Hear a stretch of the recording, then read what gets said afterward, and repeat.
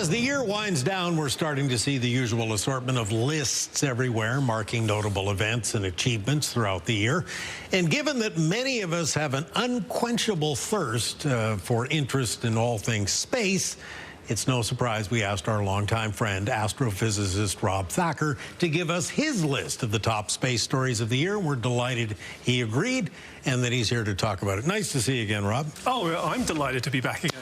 So tops on your list is a comet. I think that we're going to be seeing a little later this week. This is 31 Atlas, right? 3I Atlas, yeah. It's been a huge story this year for some reasons that I think are not the best reasons, but because it's literally the largest interstellar comet we've ever found. So this is something that's come from way outside the solar system, another planetary system, and that's got a lot of people saying, well, what could it be? Could it be like a spaceship or something? And the answer to that is no. It's right. It looks like a duck, quacks like a duck, or probably is a duck, right? And so this really does look like a comet, but it's really amazing. It's got a lot of carbon dioxide relative to the amount of water it's got. So it's setting lots of really interesting things about what the planet formation in other planetary systems might be like.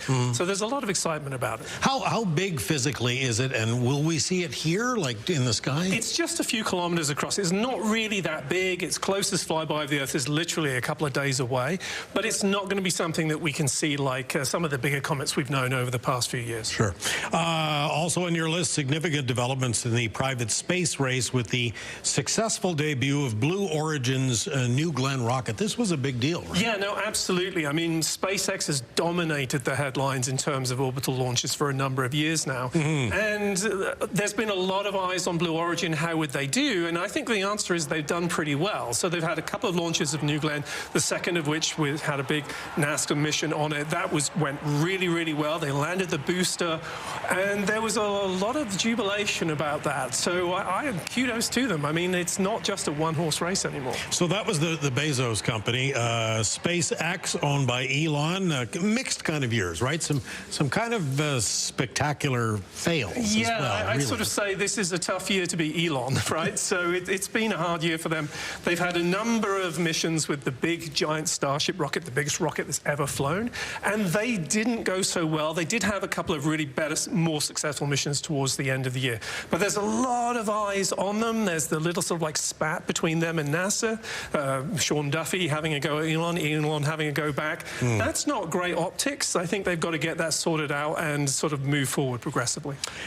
Next on your list, something that took place, this was back in May, right? This was the restart of the thrusters on Voyager 1, which is just something we don't really talk about much anymore because it was, what, 40 years ago? Yeah, no, I just love how Voyager keeps going and going and going, and everyone is like, what can it still do? And, well, the reality is it's still doing some really interesting physics out in space, looking at how the solar wind impinges on the gas that's between stars, the interstellar medium. And so there's a lot of interest in keeping the experiment going, and so they realized there was an issue with the orientation of the spacecraft and communicating back with the Earth, and the only way they could really solve it was to get some thrusters going again that hadn't worked in over 20 years, which basically amounted to clearing a blockage, turning a heater on, and then waiting to see if it all worked. Sure. They literally had this sort of like hours of waiting for the signal, but it all worked. So kudos to the NASA engineers. Is Voyager 1 the one that's now like a full light day away? Yeah, it's literally the farthest away object we've ever made, that humanity's ever made, and it just keeps on going. It's going to keep on going. I mean, that's the thing about space. Yeah. Once you start going, you keep on going. Keep on going forever.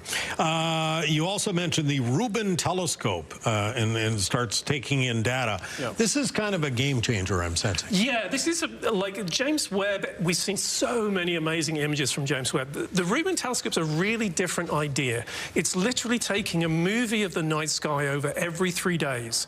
And so we're going to be able to look for what we call transient events. This is breaking open a whole new field of transient astronomy. We tend to think of the sky as being sort of like fairly placid, not much happening up there, but already the Rubin telescope has found over 2,000 new asteroids already. Wow. Right? And so there's going to be a lot more coming in. I think we'll see hear a lot more about interstellar comets discovered by Rubin as well. Will we see more like supernovas, that kind of thing?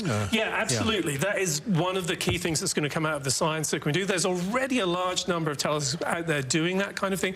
Reuben will definitely contribute to that as well. One other thing you flagged, and you flagged this before, you and I have talked about it, many other astronomers also expressing concerns. This is about just the sheer volume of satellites that are up there in space now, getting in the way of people like you who want to see what's going on. Yeah, so we're worried about that right now. Right? So when you have a telescope down on the ground looking up, I mean, all the people talking about seeing Starlink and so on, that's going across our field of view, making some images basically impossible to use. And so we've been worried about that.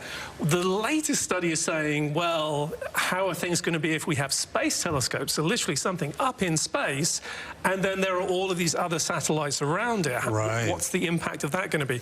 And it turns out, if you extrapolate out over the next 10 years, there could be as many as 500,000 satellites up there. 500,000. Which is an insane number when you think about it. Yeah. It's incredible. Like, I mean, we've got 10,000 up there with Starlink right now, right? So this is a big extrapolation.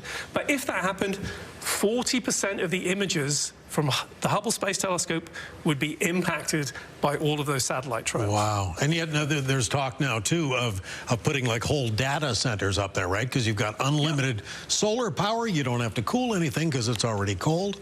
So now there's a push to do that? Yeah, absolutely. And so literally the data center idea is run by the idea of you want to have the data where it's, or the compute where it's needed with the data in space. And so if we have information going up into space, then we need to be able to process it there quickly as well. Sure. So those kind of ideas are all coming together. But personally, I'm hopeful that we will see some suggestions like putting a cap on how high the satellites go. Above that, that's reserved for scientific use. That's what's being suggested. Hopefully people will listen. Fingers crossed. Rob, we'll have to leave it there. Thank you so much for joining us tonight. Always a pleasure, Bruce. Always a pleasure to welcome Dr. Rob Thacker, well-known astrophysicist at St. Mary's University, and a chap we are always happy to host on this program because from the reaction we get, we know you're always happy to see him too. Happy holidays. And to you. We'll be right back.